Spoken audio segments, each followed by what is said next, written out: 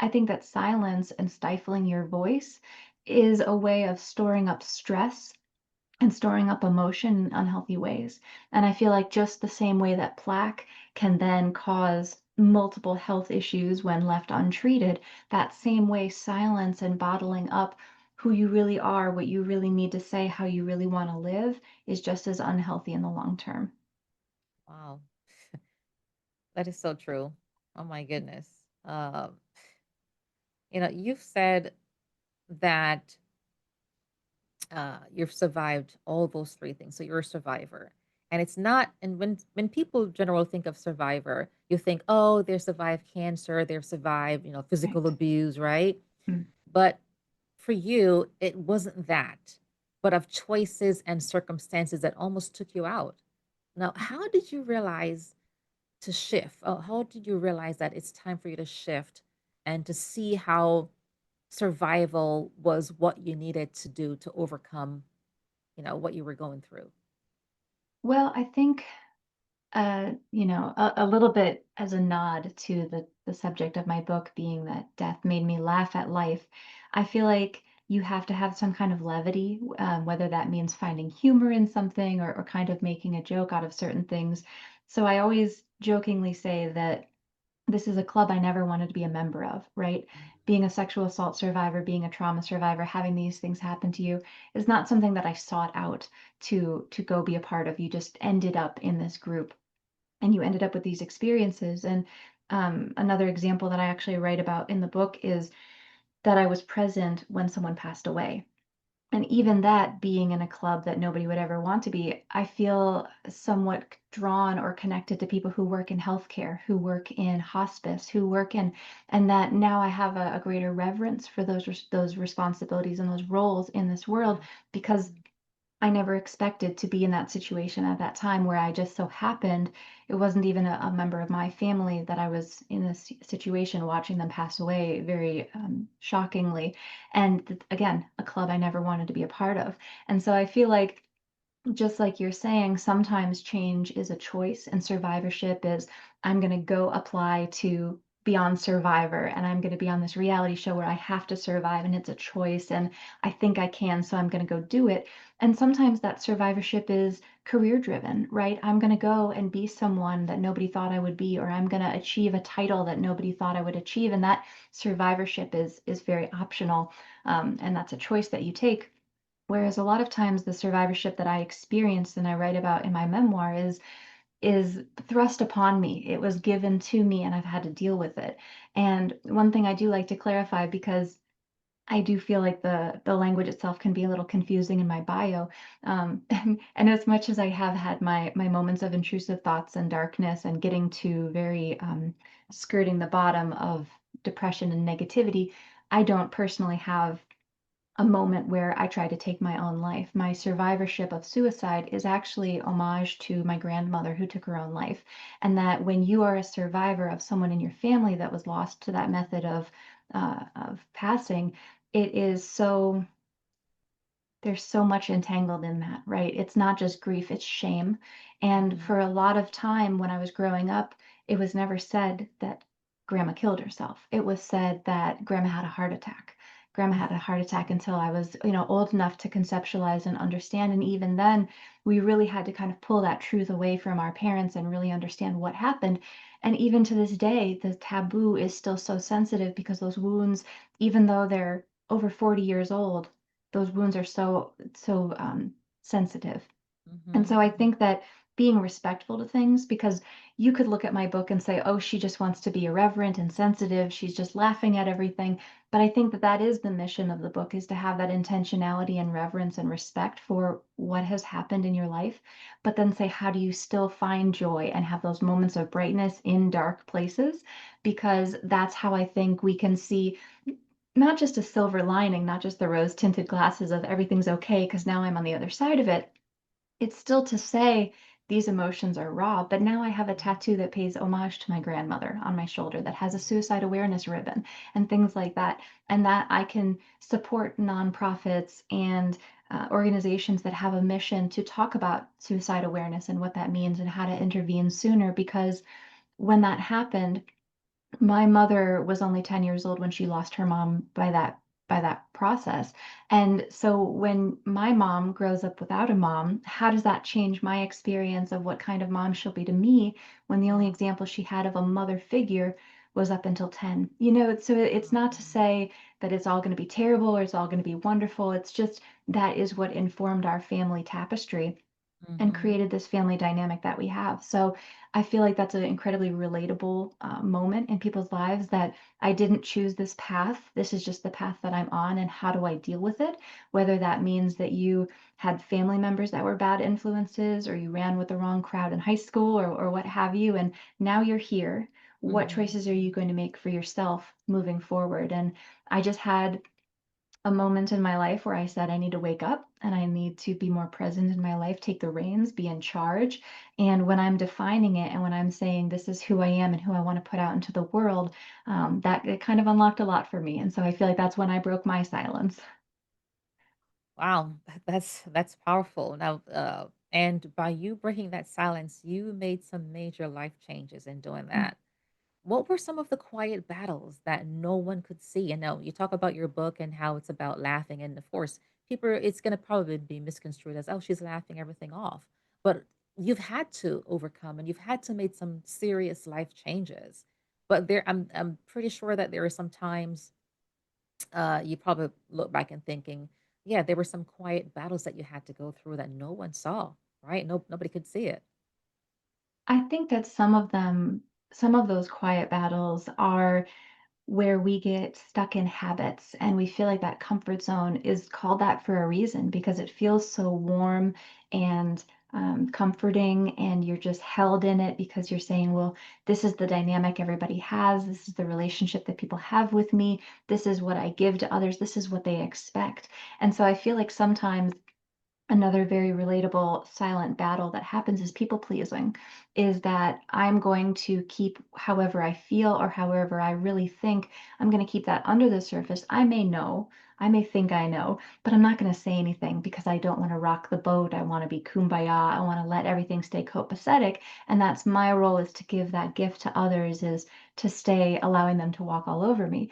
And it's not all manipulation and abuse. It's not all big, horrible things. They're kind of little subtle things that build up over time, like the plaque example that we were saying. But when sometimes, and I talk about it in the book when I talk about these experiences, sometimes it just becomes a running joke in the family, right? That I'm this like cat with the nine lives and that I can walk away from all these experiences. So the story that I tell about falling asleep at the wheel, the joke in my family became, well, if you want a new car, just let Sarah drive it because she'll total it and be able to walk away. And so it's funny, it's lighthearted, but it also never addresses the severity of what happened. Or, and for better or worse, there was no parenting reprimand of saying you're grounded for what, because I was already, in my 20s when I had crashed that car and things like that. But when you don't have another influence or interjection of I'm going to make this change, you do have to find it for yourself.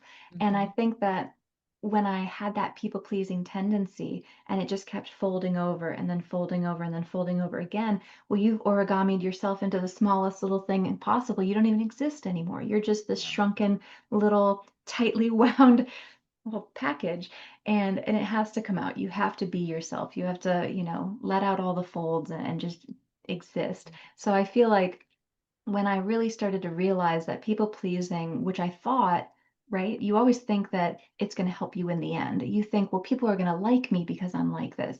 I'm going to have all these friends because I'm like this, or my life is going to go smoothly and I won't have conflict because I'm giving everybody what they want. And and I think that that is the silence that stifles your voice down the most, is because you never stand up for yourself. And so when too many people had realized that was possible and I was just giving, giving, giving, um, which can be very, very challenging to pull away when sometimes you're in a career that is a given career. Like I mentioned, healthcare and things like that, and service workers. And at the time when I had my biggest pivot that really actually changed my life and I got sober, I was a college professor. And that's a very Mhm. giving career. And that's a very, I don't want my own politics and ideologies and everything to come through. I just want to teach my students the lesson. And I want them to have Absolutely. the ability to take what I teach them and implement it in their own lives without it just being, well, Sarah's going to drone on for 45 minutes about what she thinks about the world. I really did want to give them that gift, but it was more moments of not really saying what I felt and what I thought. So I feel like there were a lot of examples that I talk about just untangling, and whether that's with grief or that's with these issues, I feel Mhm. like it's such a good visual to imagine that it's all tangled up and ensnared.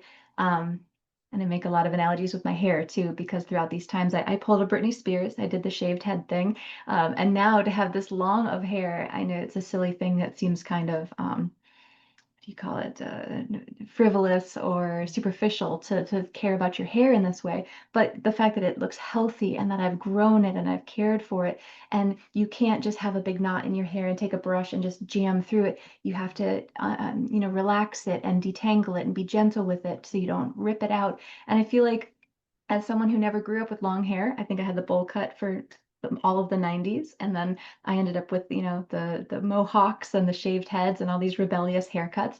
So I do feel like there's also kind of a metaphor that's been happening throughout this hair growth process. I don't know how far I'm going to get to. I've gotten pretty far through the pandemic, but I love these analogies that kind of play into the rituals that I've started implementing that say, slow down and be present, and Mhm. understand what you're working with and the best way to untangle it all. Yeah. Wow.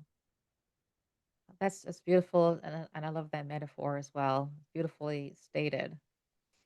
You've shared that you were a professor, and so to me, that's success intertwined with some of the poor choices that you mentioned. How do achievement and avoidance sometimes get confused in high performing people?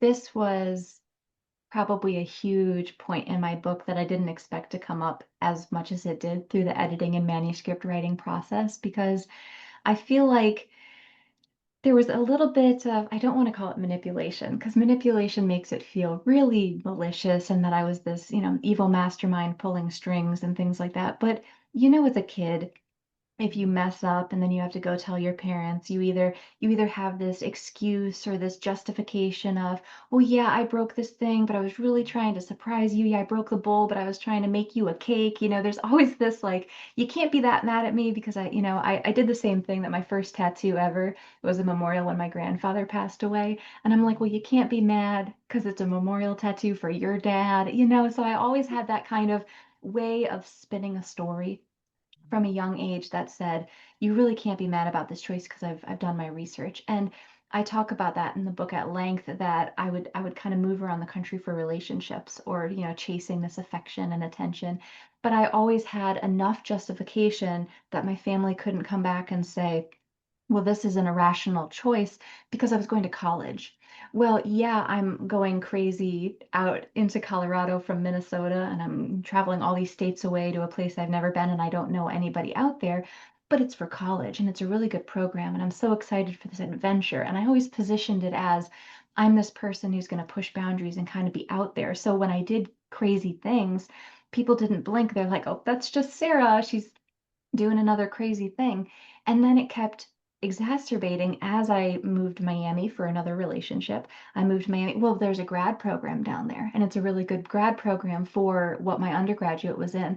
And when I moved to Orlando, well, then I'm buying a house. And even though I was getting deeper and deeper into using alcohol to numb the things that I was running from and the things that I was silencing in myself, I kept saying, but I bought my house at 25, right after I got a master's degree. So who are you? And I talk about it as well, that I come from a lineage that has struggled with addiction and alcoholism. So in the same breath that the alcohol laced breath that I'm telling them I'm not an alcoholic, they are also comparing me to all of these worse examples of alcoholics, which people love to do when you try and cut alcohol out of your life. Well, you're not as bad as Amanda. Well, you're not as bad as Frank. They're trying to say you can still be my drinking buddy because there's worse people out there, which is super insensitive, by the way. Please, if people in your life are cutting alcohol out, stop coming back with quips like that, because that's not what they want to hear. They want support. They don't want comparison.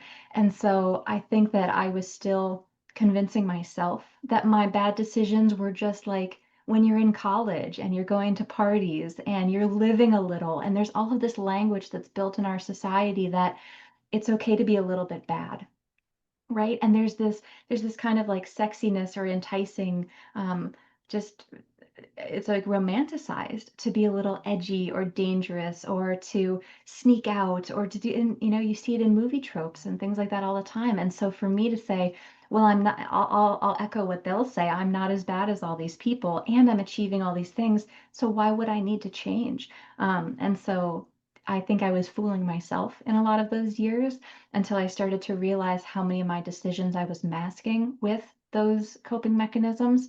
And then when it all came to a head and I said, I can't do this anymore. I can't fake it. I can't.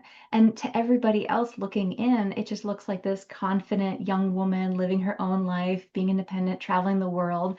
And I was really lost. And I think that I was really just trying to seek people who would give attention and affection back to me, but it was kind of still for nothing because I didn't have a foundation of values and goals and where I wanted to take my life. So why would any relationship feel like it really worked and fit? Because I was still very broken inside. Mm, wow, interesting. For listeners who have survived similar situations like yourself, but they still feel numb, what helped you start feeling alive again? I think that it's funny. I just had a podcast come out recently that I was a guest on that was called Attention is the Currency. And I love that visual or that analogy that what we give our attention to is almost more important than what we give our money to. And thinking about it in that way, I think that it's so easy to stay fully distracted, right? It's so easy to always be busy with, I gotta, have um, my family taken care of in this way, or my job taken care of in this way, or if you have kids and pets, it's just so easy to always have something to be doing rather than working on yourself. And when you externalize all of your energy, you do not have any energy left for yourself. And I realized that that is kind of when it came to the peak when I was giving so much of myself to my students as a college professor. I was giving so much of myself to a relationship that was really fledgling. It was really, we were trying to make it work, but it just wasn't working. And it was because he had children and there was this obligation that I couldn't give up and I had to just give, give, give. And there was a moment where, they always talk about you have to fill your cup before you can fill others. And that is a great visual too, but I think that it really starts with being comfortable being alone with yourself in silence, which is funny because your whole concept here is breaking the silence and not having silence. But think about how you react. For the listeners, think about how you respond when there is silence. And I know that's tricky because you're listening to a podcast right now or what have you, but when you have that silence and your first instinct is anxiety or your first instinct is running through laundry list in your head or negative thoughts, that's probably where you should start with your healing.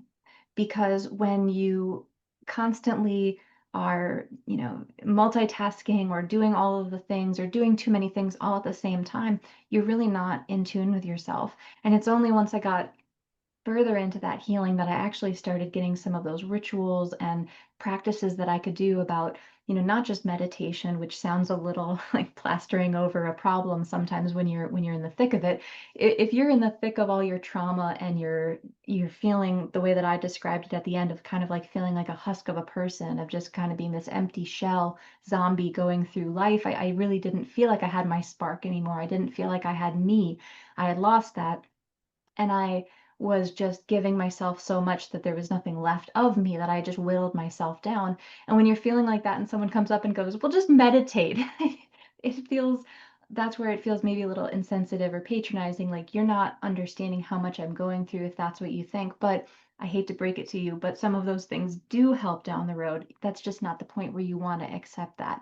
So I feel like it starts with being grounded, being present with yourself, and whether that's with like actual body touching behaviors and techniques that you can use, I feel like it starts to know your authentic heart, and then go out from that and say, now I can, if I need to set boundaries, I'll set boundaries. If I need to not go to these types of events because they make me uncomfortable, I'll start filtering everything else out. But it comes through the lens of me now, rather than it coming through the lens of the world, and I'm nowhere in the equation. Mhm.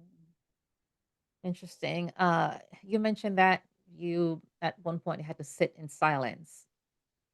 Uh, was any part of that because of shame, where you have to let me just sit in the silence and then it was because I don't want to share what I'm going through. I don't want to, or I don't know how to express myself in that moment. But did shame itself play any part in that? I feel like shame has been a huge theme throughout my life, whether it was with those examples that I gave before of the loss of my grandmother before my birth, even. But then in my life and examples with shame, I feel like because I was doing so much to make others happy, that it ended up doing so much that I didn't want to do or I didn't want to participate in, and still going through with it and still kind of putting on a smile and thinking it was okay, because it was for that kind of acceptance or affection and what have you. And when you know that it was a choice that you made, and not victim blaming myself here, but knowing that all of those other behaviors and actions that I did led to that experience, it's hard to um, be gentle with yourself in the past and look at a past version of you and say, I know that it wasn't the right decision to make, but I understand why you made it, and I'm here for you now. And when you talk about sitting in the silence, the example that's kind of resonating with me right now is at the end of that toxic relationship that I mentioned was really not working out, and he had children, and everybody was living with me. And when I mean everyone, it was like his ex-wife, her new wife, their children, the whole family were all living with me. And it was this house of chaos of not really feeling comfortable where I even resided. With my name was the sole name on the mortgage, and I had all of this kind of circus going on in my house. So that sitting in silence to me was literal after everybody was out of my house, after I was like the family, like the story gets even more chaotic. They had flooded my house. It was a whole thing. And then finally they moved out and I broke up with the guy, and I literally just sat in silence in this big 4-bedroom, 2-bathroom house.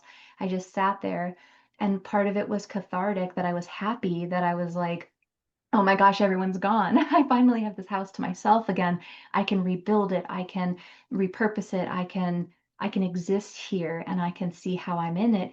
But then it also had that other side of the coin of the discomfort of the silence, and saying, now that I'm left with the silence and sobriety, who am I now? And how do I define myself? And how do I get to know myself and love myself enough that I do have the strength to help others? And that didn't come until years down the road. I don't think I started being very activistic with my sobriety until maybe 4 or 5 years in, because I was still figuring so much of myself out and what it meant for me to be on that journey. Wow. Wow, wow, wow. What was the hardest part of you rebuilding, even after the chaos that happened in the household?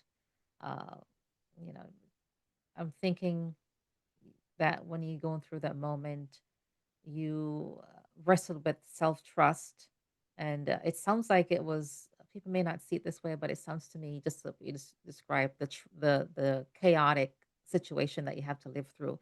That could be traumatic too. So, how did you rebuild from that? Yeah, I feel like the way that I've explained it before is that a lot of times people want to look at their life and identify the problems. What is wrong with my life? I have the wrong job. I have the wrong partner. I have the wrong, income, whatever it is that's wrong. And they want to point to it and say, if this was just different, everything would be fine. And what I always realized is that that's kind of like chasing a carrot, right? And that crazy ex, he had this job, and it felt like the job was always promising the net. It was a bad job, but they kept promising, oh, well, when you get better trucks, it'll be better. When you get a better schedule, it'll be better. And they kept promising the next thing, the next problem that they could solve, and then it would be better. And what I think is so much more helpful in healing and in that process is to look at patterns, not problems, because problems are everywhere. And even in great situations, you can see problems with it. But when you look at patterns, it starts to I ask myself, what was the pattern that drew me to that partner? Why did that feel safe? Why did giving of myself to all of these people come so instinctually?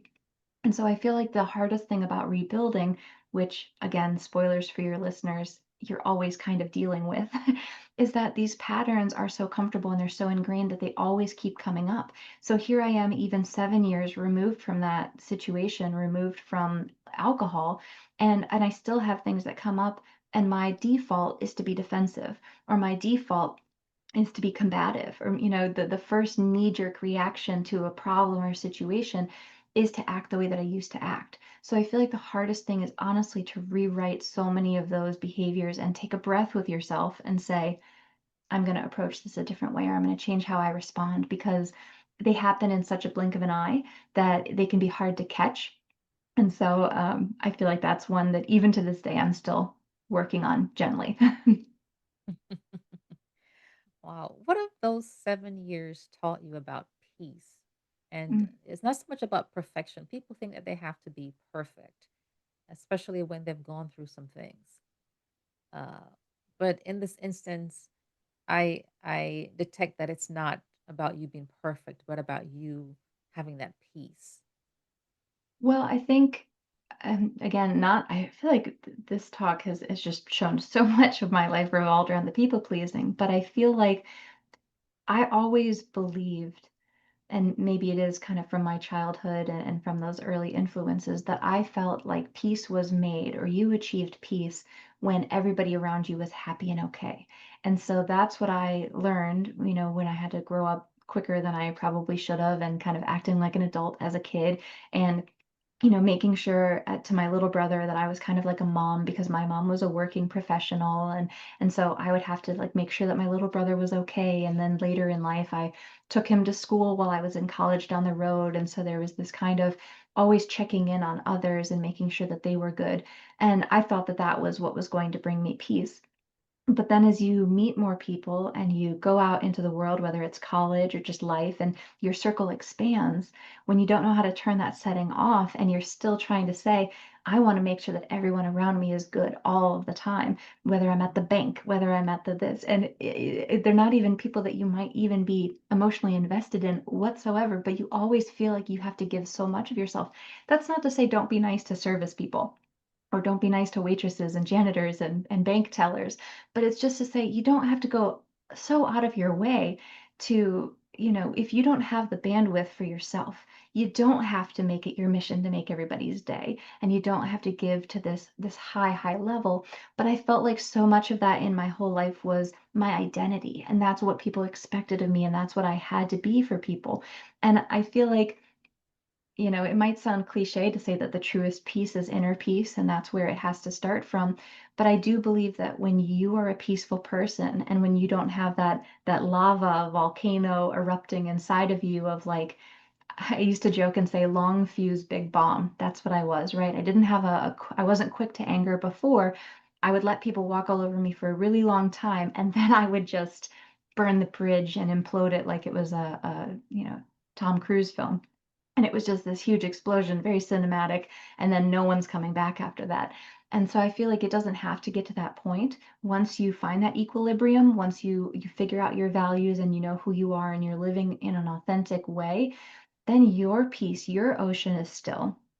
As I'm inspired by your virtual background, your waters are calm, and then you can go to others and be a life raft. But if you're rapids, you can't bring anybody into that. And so I do feel like it has to be something that's just like love. It starts inside, and then you can give it to others. Wow. I like again the metaphor of the bomb and the explosion. I generally think of that as the like the pressure cooker where you Hmm. stay silent, you stay in the muck and the rut of it all, then you just get tired and sick and tired until you can't take it anymore, and then you just combust, right? Like the pressure Right. cooker just, the steaming and it builds and builds and builds until it can't build any longer, and you just explode. Uh, wow.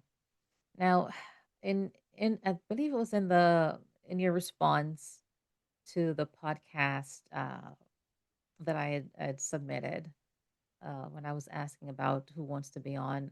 You had Mm, written about that you found joy after life tried to beat you down. mm. What does joy mean to you now on this side of the fight? Well, I've said before on other podcasts and things that it's hard to write a memoir young because when you're talking about all these pivotal experiences and things that you've gone through, you have to kind of determine when in your life you're going to stop writing about things that happened to you. Because obviously, I'm still on my sobriety journey. There's no end date for certain things like this. And so the analogy that I kind of use because I love visual and wordplay and things. But you know that game where it's a wooden paddle with a rubber ball on the end, and then you kind of just paddle that ball against the paddle? Mhm.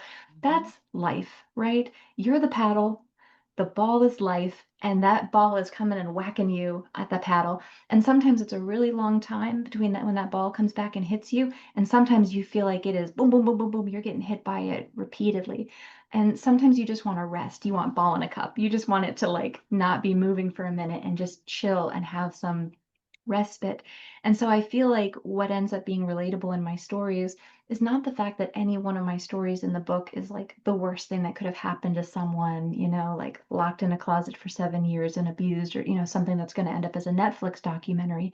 It's the fact that it's like the death by a thousand cuts, it's that life just keeps lifing and that there will always be dark moments. And I don't mean that in a really macabre and pessimistic way, but no matter how good we try to live, life will always throw challenges our way. And I feel like it is the most empowering thing to be able to just better handle those moments. It doesn't matter that you're going to get out of them all unscathed. It's not trying to say that it's some secret to success to make them all go smoothly or to save every relationship or to have everything, because that's what I was trying to do before, right? I was trying to be even keel, everything is smooth, no ripples. And that's unrealistic. The reality is that when those moments are happening or when you've gone through those things, how do you give back to yourself? And I feel like that's a little bit of that joy after trauma mentality that I have, is not saying that laughing at life is looking at things that happen to you and being dismissive or ignoring them or putting your head in the sand. It's actually to say, well, you know what? I've got a really busy weekend. So on Monday, I'm not going to take any calls.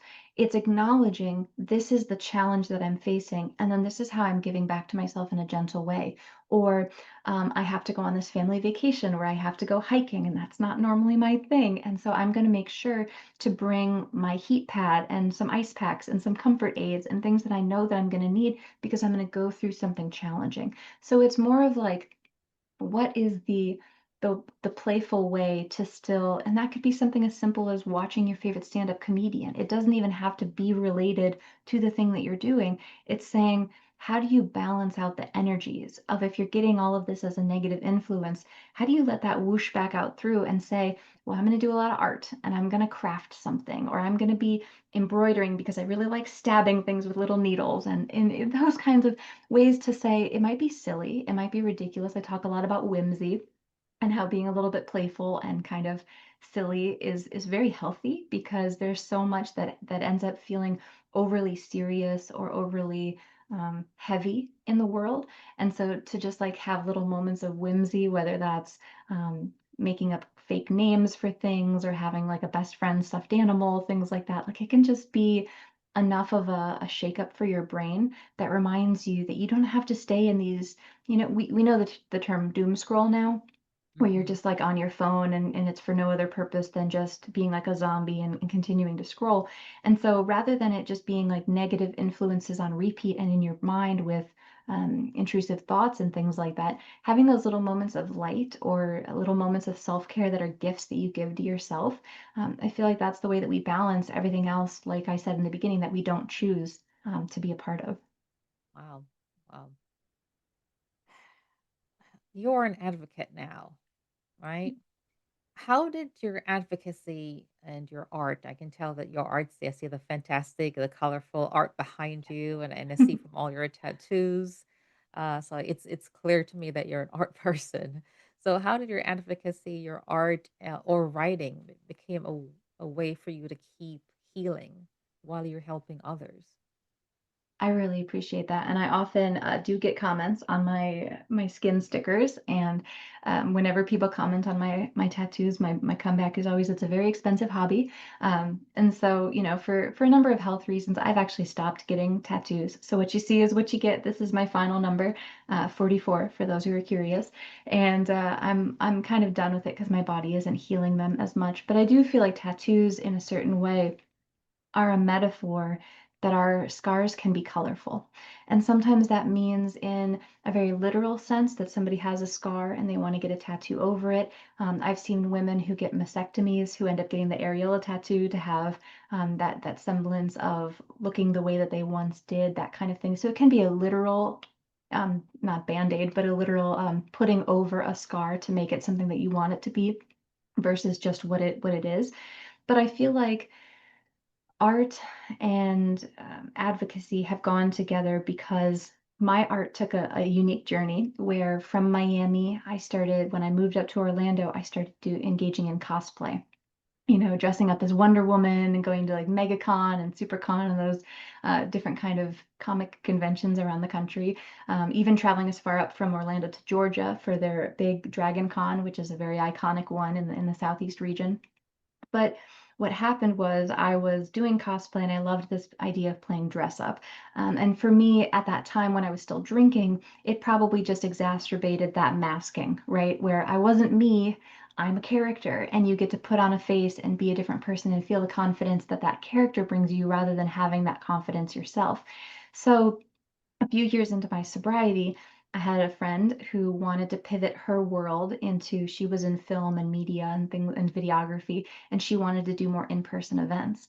And so I had this crazy idea. We bonded together, and I said, what if we had sober events that were just as fun as other parties, so people could just feel safe in a space that it was non-alcoholic, and we have everybody dress up, but not as costumed characters, because that, not everybody wants to be Kermit the Frog or Wonder Woman or, a character. Um, so we'll have everybody dress up like pinups or just dress up as like retro, and we'll call it Sober Betties. And so it became this event. We did in-person physical events for 2 full years. Last year and this year, we did physical in-person events. Right now, it's taken a little back burner. It's just a very nice Facebook community. So if your listeners want to join the Facebook group, it is definitely still there. We've just taken a small hiatus from the events. But that was really where I started utilizing that advocacy of my sobriety. I started partnering with Mothers Against Drunk Driving. There's an organization here called the Victim Service Center of Central Florida that helps people who are either going through trauma or processing past traumas. So whether you're in crisis or in, kind of where I was, looking back and unpacking things that had happened to you years prior, they have resources for everybody. So I always tell people, I might be an advocate, but I'm not a therapist. I'm not a doctor. I'm not going to be the one to help you. But if I can be the one to inspire you and then point you in the right direction, no matter what you need, and not everybody has trauma related to alcohol. Some people just, didn't really like it, didn't really drink, didn't like how they felt with it. Maybe they're allergic to it. So it became a safe haven that didn't have to feel like Alcoholics Anonymous, that didn't have to feel like I'm checking your sobriety at the door. We actually had a ton of people who attended the events who were drinkers, and it was just a night that they got to take off, that they didn't feel the pressure of everybody around them feeling like they had to drink. And so I felt that that was a really beautiful way to combine my event planning background with my creativity and my dress up, because what you didn't realize when you're playing dress up is that I've tricked you into being confident. That when you put on that Wonder Woman costume, you gain her confidence. But when you're dressed as a pinup or in some retro attire, you could still go to the grocery store afterwards, and you're just dressed nice. You're not dressed in a costume, and then people don't feel like they need that liquid courage. Wow. Yeah, nice way to put that. Thanks for sharing that. Uh, Yeah, I can see how the art played into all of that. Interesting, because as you're talking, I'm kind of seeing the visual as well. I've never gone to yeah. one of those cons, but I've heard of it. My kids, uh, they love that. I think they try to. I think they've actually been to. My daughter actually been to a couple of those. My son been to a few of those as well. Interesting. Wow. What message do you want your upcoming book, Dead Serious, to leave with readers? I think that there is still so much taboo surrounding death. And when I set out to write a book, I knew that I had a book in me, but I didn't really know what the subject or the through line was going to be. And my fiance will jokingly say, aren't memoirs for people who are like old and successful and they're writing back on like, follow these steps and you can be successful like me. And that could be true. Um, but given all of my near-death experiences, I just feel so grateful for what I consider to be this borrowed time that I'm living, that I really don't know if tomorrow I'll be hit by a bus or, an aneurysm takes you out and, crazy things happen. I knock on wood, I do, but the reality is that we are temporary people. And this is temporary. They're all temporary experiences, the good, the bad, all of it. And so when you know that it's all temporary, it makes you value, it's very Buddhist, right? It's when you know that it's all temporary, it makes you value the good times even more because you're so grateful to have them. And it helps you push through those challenging times because you know that it will pass, because even the hardest things you've already been through have passed. And so I feel like it seeks to inspire, and there's just been so much language that I've heard, which is great, but it's kind of pointed at older people to say it's never too late to chase your dreams. So and so got their acting break at 55, and so wasn't even the owner of this business until she was 60, and that is inspirational to make those changes when you're older. But when I was only 27 when I quit drinking, that's not the age that you normally associate with sobriety and the pinnacle of I'm going to get sober. That's kind of when you're still in the I'm in my 20s, I can, live and experience life. So I feel like maybe that's my mission while I can still consider myself like a young person. I can say, to look back and say, you're never too young for that wake up call. You're never too young to just take stock, take inventory, check in with yourself and say, is everything in my life serving me? That's not to say, is everything in my life perfect, but is everything in my life that does it need to be here? Because if not, maybe I do need to set a boundary. Maybe I do need to actually be applying for different jobs or seek something else or seek help for the things that I can't accomplish myself. And when you have that direction, when you have that mission in life, that's what I really feel like guides you and propels you. And if you believe in that manifestation, I think that that's when the opportunities come back to you because you're putting out into the world, this is what I want to achieve. And if even a fraction of that comes out of the book, I'll consider it a success. That's awesome.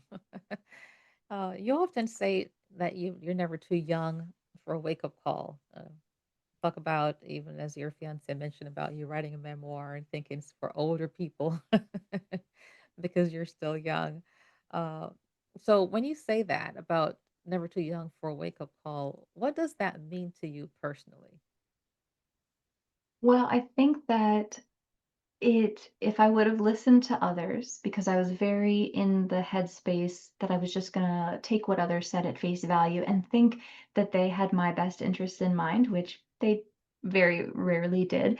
Um, but if I listened to others and I let people get in my head about, oh, you're not as bad as so and comparing me to the other alcoholics that we knew, if I listened to that, I probably wouldn't have stayed sober. I remember distinctly going to an event with a friend, and she gets in line for this food truck, and she's about to order herself a drink, and she turns around and she goes, "Are you still doing that sober thing?" and and it was, if I felt more shame in that moment of, oh well, I'm embarrassed that I'm making this choice, I should just be cool and drink again, and I should just do what these people want me to do, because it seems cooler to keep drinking, I probably would have relapsed. I probably would have, not been as successful as I was. But, I had a very challenging moment when it came to, and I never mean to speak ill of any organization, but I didn't necessarily have the same values as AA. And there was a moment where I was about to get a sponsor, and she shared with me, that because of a division of our values, that she was not going to be able to be my sponsor. And I remember so distinctly sitting in the car with this toxic boyfriend next to me. He was driving, I'm in the passenger seat, and I'm getting this news from this person who was going to be my sponsor, who was then saying, I think you're still an addict and I'm not going to help you. And I took a deep breath and I thanked her. I said, "Thank you for sharing that with me. I wouldn't want you to compromise your values." But I remembered that that was probably the biggest crossroads of my life. That was probably the moment that said, "No one's gonna save you. No one's gonna swoop in, not a sponsor, not a parent, not a loved one, not, a religious body. Like, you are here to take your life, take agency, and do what you need to do with it." And I thanked her and I hung up and I stayed sober. And I could have hung up and asked him to take me to a bar because his first response when I said I was going to get sober was literally, "Well, that's a bummer because I love drinking." So he was not necessarily about that, having a sober girlfriend life and thinking that it was a positive change for me. So I knew it was kind of the first time that I really did something for myself. And I didn't realize how big of an impact it would continue to have. So it doesn't have to be sobriety. Like I said, when I say you're never too young for a wake-up call, you might have no problems with alcohol, but there's something else in your life that you're kind of just letting by. And what is that? Because you probably know what it is because it makes you uncomfortable that you're keeping it in a box. And once you realize what that is, and you really stand firm in those moments where other people are going to kind of tell you and challenge you, um, the more that you stand up for it and say, "No, this is really for me, and I'm really still doing that sober thing, and I'm gonna thank you, but I'm gonna stay sober. And you probably don't think that I can stay sober without meetings, but I'm gonna show you that I will." And when you do it for yourself, I feel like it's the biggest gift you can give yourself. Wow. That's amazing that you were able to uh, respect yourself enough to say no. For those who didn't believe in you, your friend who said you're still doing that sober thing, and even your fiance or your boyfriend next to you, saying that, oh, this is your thing, this is not my thing. And for the person at AA who said, no, our values are not aligned. For all those three things, it could be easy for you to go back to it and self-sabotage, right? After Mhm. you've tried and become sober. And maybe not everyone would be able to overcome that, but you have. And to me, that's very, very commendable and respectable as well. Unfortunately, not a lot of people are able to do that. What would you say to someone listening right now who feel stuck in the same cycle. They don't have that support system. Thank God that you found that in yourself. What would you say to them? Well, I would say that it's kind of like we were talking about earlier about loving yourself and having peace with yourself, and that these moments have to start with you. And when you really embody it and you're able to do it, then it permeates out and then it goes out from you like a glow. And this little light of mine, right? I'm going to let it shine, and I'm going to see how it can expand. And I Yeah. feel like there were so many challenges. I tend to take a lot of influences, whether they're spiritual or religious, but there's that the story in the Bible of Peter denying Jesus 3 times, and you kind of have to go through that. And whether you're religious or have that point of reference or not, you are going to be challenged. And I feel like you can't go into something just believing that if you think hard enough or whatever, that it's just going to work. You have to anticipate those moments where you're going to be tested. I still remember the night after I decided to quit drinking, I had gone out to this like cowboy themed bar downtown Orlando because that was still the crowd that I was hanging out with. They were the drinking people. And I remember thinking it was so cool that I was the one like handing the shots to the other people, that I was the one like between as the intermediary. I'm like, this is weird. And then I realized like I really don't like being around drunk people anymore because when you're not drunk, they are not as fun or funny or interesting. And another really, really prominent challenge that I experienced shortly after getting sober. And again, this was maybe like 2 weeks in. So this is not like a year anniversary or anything. I was kind of trading services with a friend. So he had done a photo shoot and I said I was going to clean his house because that's how we barter and we creatives make things work. And so I was going over to his house where he lived with his dad, and it was just kind of like a bachelor pad. So they just needed a woman's touch and just kind of a little tidy up. And um, his dad was very kind and nice, and he was showing me his homemade cider on their porch, and he was asking me if I wanted to try a sample. And it was this blaring sign that popped up in my mind that said, "This is a test." And nobody would know. Nobody was there. Nobody was looking over my shoulder or checking my ABV when I got into my car. I didn't have a breathalyzer to start my car.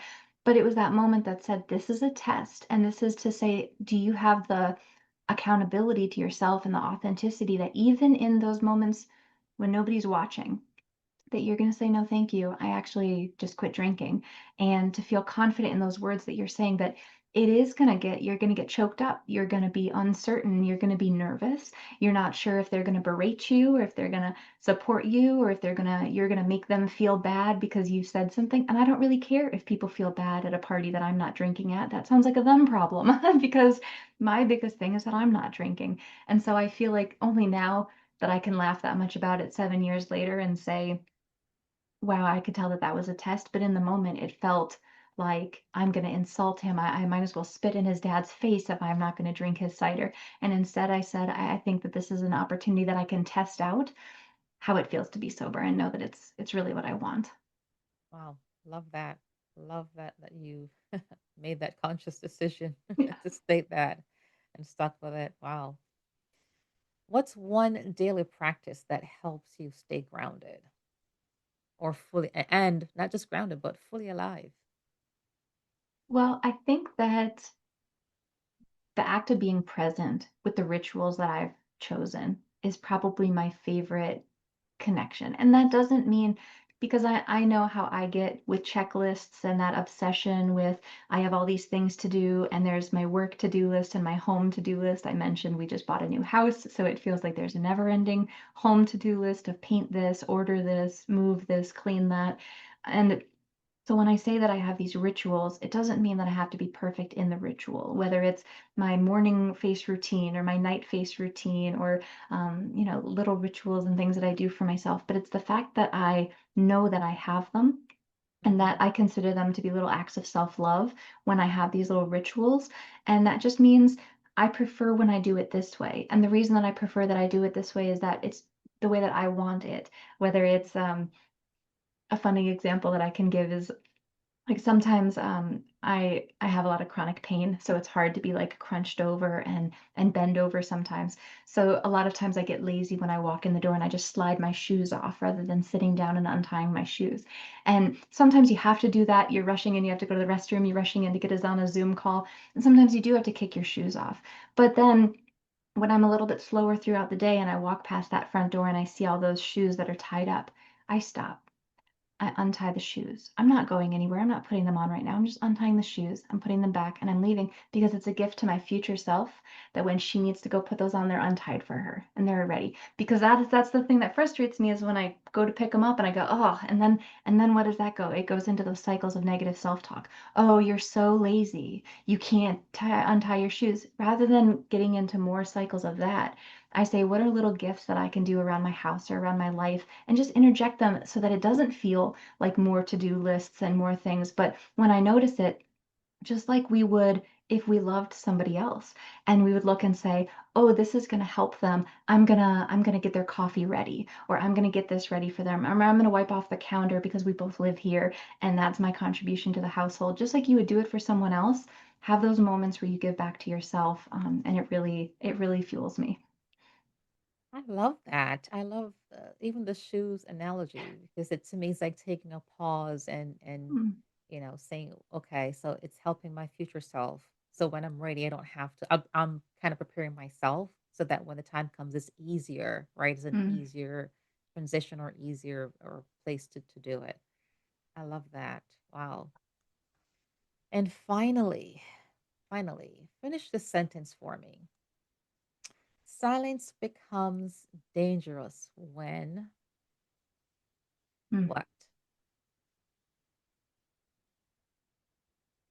I feel like I was not prepared for this one, but I would say that I would finish the sentence by saying silence becomes dangerous when it doesn't let your heart out.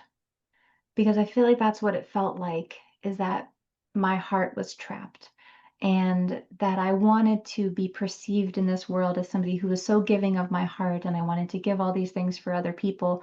But it really was the opposite of it. The silence confined my heart. It kind of locked it in this chamber in my chest and by speaking out, not just speaking out against things that I dislike, but speaking up in the advocacy space and partnering with those organizations and being able to share my story and say, I'm not afraid of what I went through because I feel like it empowers me, where I feel like a lot of time before it was coded in shame and kind of like, how do I tell my story without just feeling like, oh, I did this and I just made a whole bunch of bad choices and here I am now.